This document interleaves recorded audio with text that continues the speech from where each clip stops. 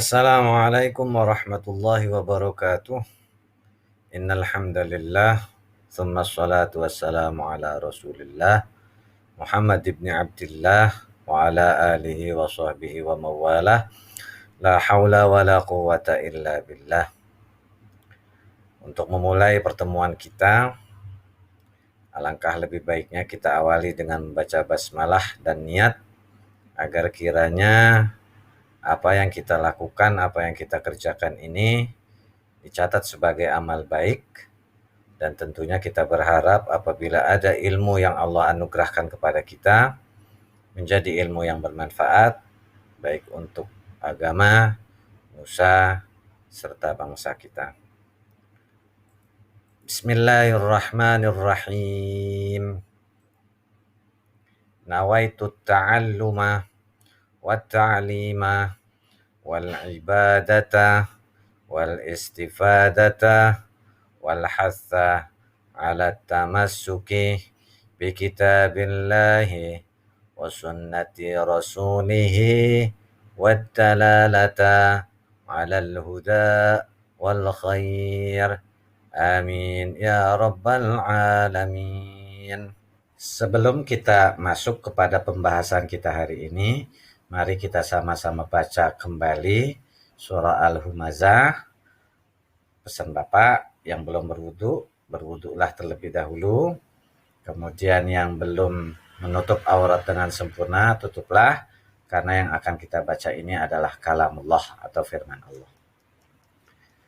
A'udzu billahi minasy syaithanir rajim.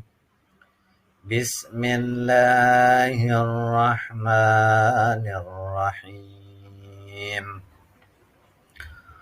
Wailul likulli humazatin lumazah alladzi jama'a malan wa'addadah yahsabu anna malahu akhladah kalla layunbadanna fil hutamah wa ma adraka mal hutamah narullahil muqadah allati tattali'u alal af'idah innaha 'alaihim mu'sadah fi 'amadin mumaddadah.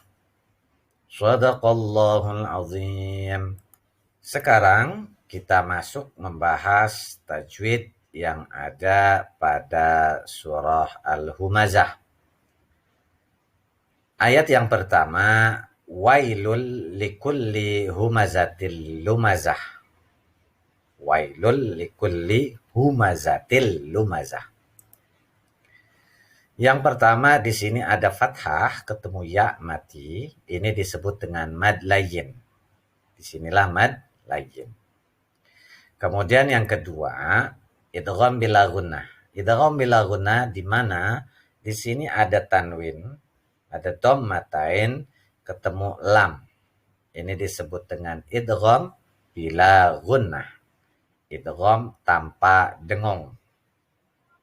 Likulli humazatil lumazah. Ada tanwin ketemu lam lagi, maka sama, yaitu idgham bila gunnah.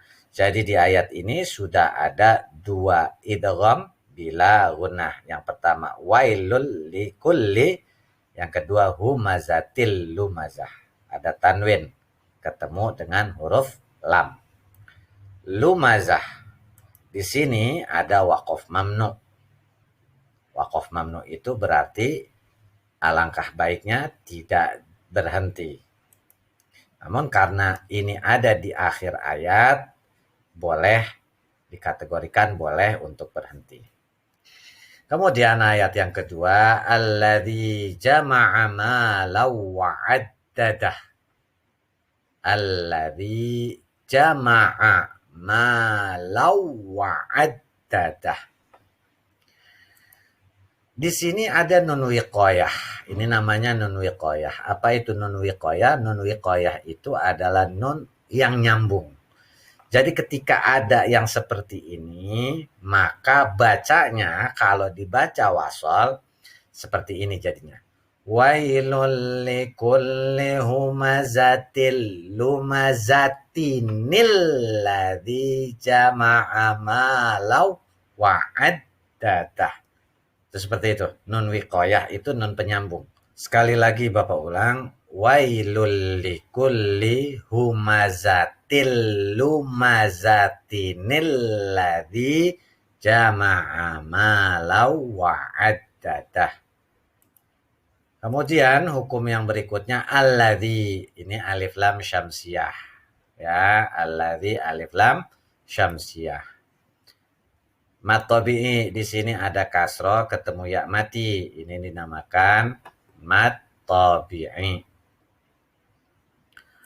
Kemudian mat tabi'i ini ada fathah ketemu kasro alif mati. Kalau ini kasro ketemu ya mati, ini ada fathah ketemu alif mati. Berarti sudah ada 2 mat tabi'i di ayat yang kedua ini. Idgham bi gunnah mana nih tanwin ketemu wawu. Kalau tadi tanwin ketemu lam, itu idgham bila gunnah. Tetapi ketika tanwin ketemu wawu, ini dinamakan idgham bi gunnah. Idgham dengan dengung. Wa'addadahu. Wa'addadahu ini ada waqaf mamnu. Ini ayat yang pertama, ini ayat yang kedua. Masuk ayat yang ketiga. Yahsabu annama lahu akhladah.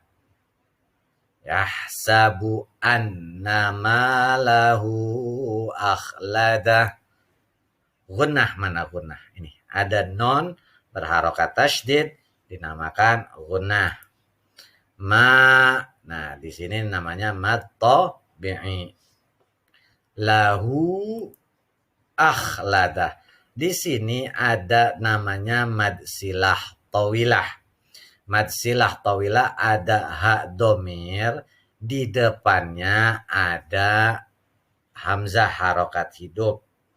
Ya, hak domir, depannya hamzah hidup tetapi beda kata.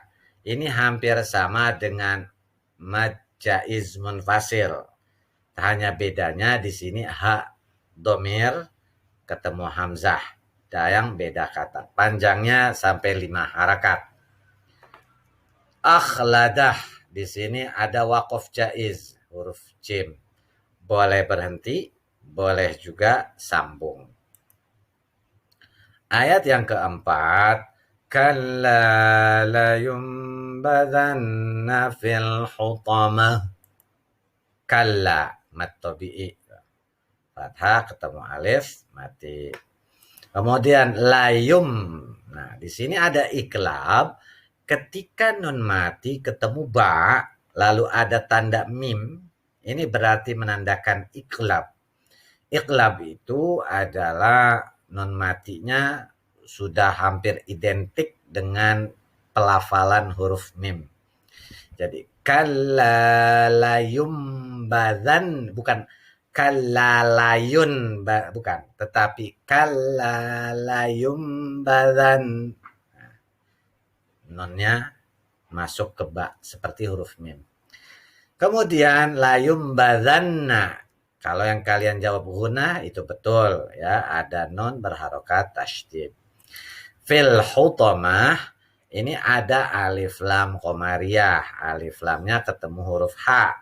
Ya, dinamakan alif lam qamariyah. Al-waslul ula yang mana nih? Nyambung, dibaca sambung lebih utama.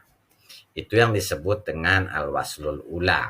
Sekarang kita akan membahas tentang pembahasan yang ada di surah Al-Humazah ayat 1 sampai 4. Bismillahirrahmanirrahim. Wailul likulli humazatil lumazah.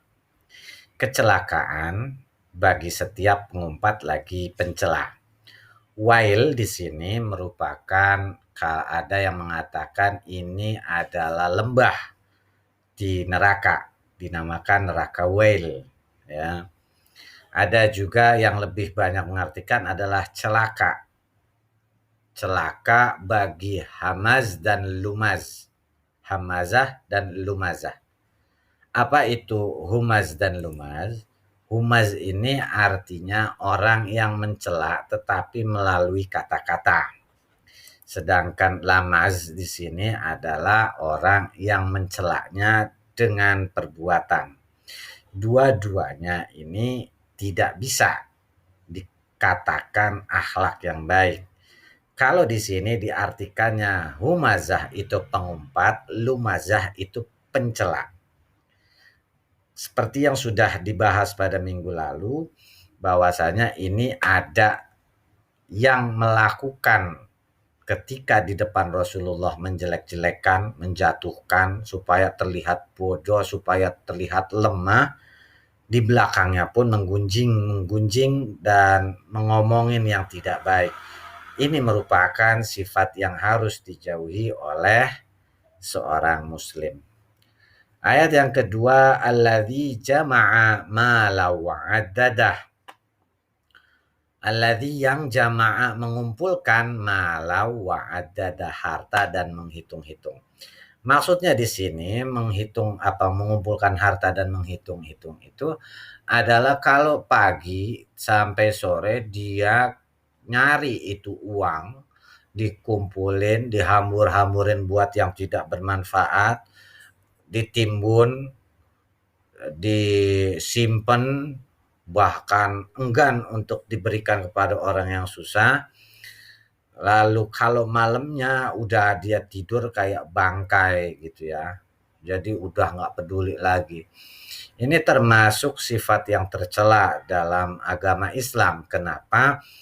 Orang ngumpulin harta terus hanya ditimbun, hanya dihitung-hitung aja, duitnya ada berapa puluh juta, berapa miliar, berapa triliun, hanya buat hitung-hitung aja tanpa digunakan untuk yang bermanfaat, baik untuk diri sendiri ataupun untuk orang lain, apalagi untuk bersedekah, itu merupakan perbuatan kikir, pelit, ya, dan itu sangat dilarang dalam agama Islam.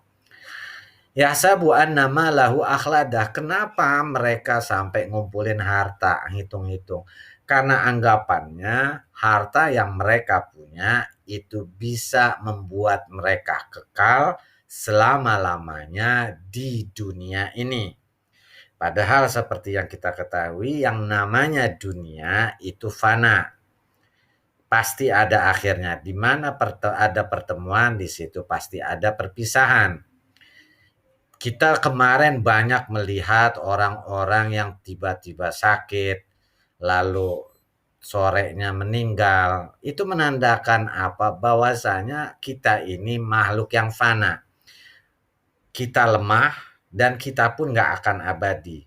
Meskipun harta kita banyak sekalipun, tetap tidak akan kekal dan tidak akan membuat kita kekal harta-harta tersebut.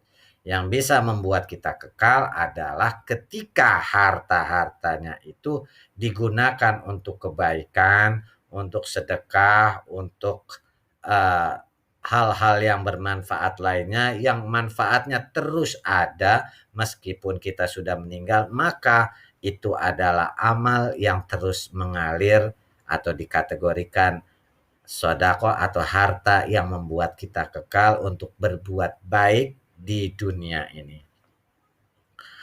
Kalla, sekali-kali tidak. Jadi harta yang dikumpulkan, yang dihitung-hitung itu tidak akan membuat mereka kekal.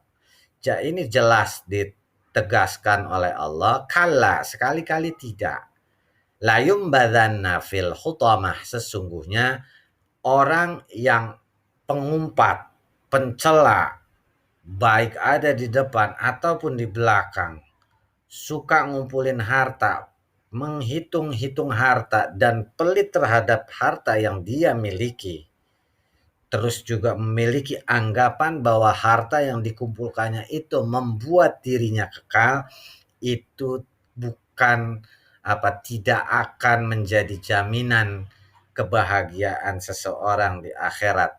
Karena apa? Orang-orang yang ada di 3 ayat ini itu ditegaskan sesungguhnya. Sesungguhnya itu adalah taukid, penguatan. Sesungguhnya orang-orang yang ini tadi akan dilemparkan ke dalam hutamah. Sedangkan apa itu hutamah? Kita akan bahas di pertemuan berikutnya. Seperti biasa Bapak pesankan untuk catat yang ada di slide pada hari ini. Lalu setelah itu kalian masuk link Google Form untuk absensi sekaligus evaluasi harian. Dan selalu ingat 3 hal: sholat tepat waktu, jujur dan bertanggung jawab, serta berbakti kepada kedua orang tua.